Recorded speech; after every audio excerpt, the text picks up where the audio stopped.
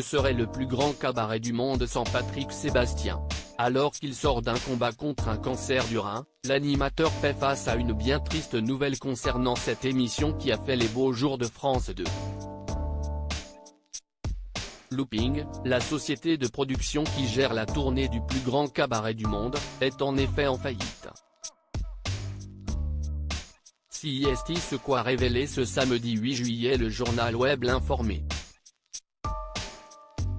En 2018, France Télévisions décidait de mettre un terme à la diffusion du plus grand cabaret du monde.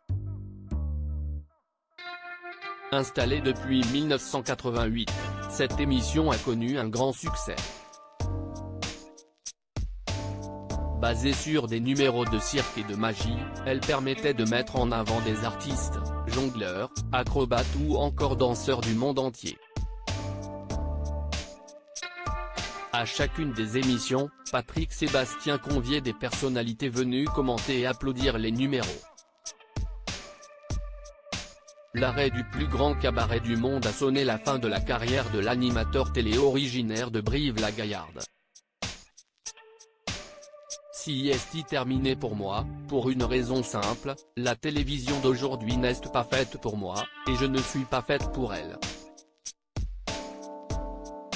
Ma télé n'avait pas honte d'être populaire, avait-il déclaré aux Parisiens en 2021.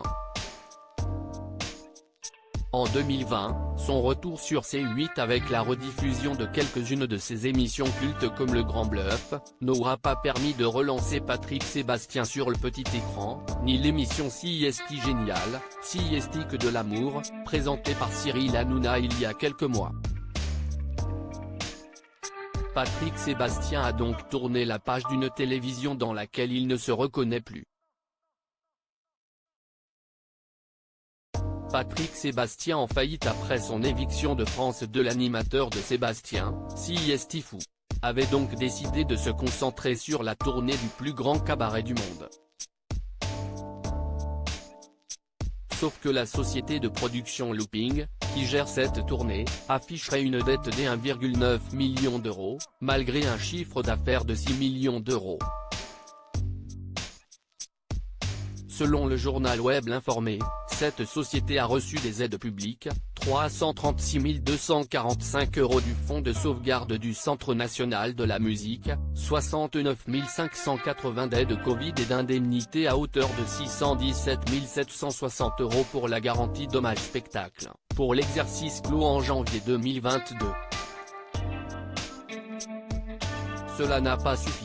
Après des spectacles annulés en novembre dernier, la société Looping a été placée en liquidation judiciaire.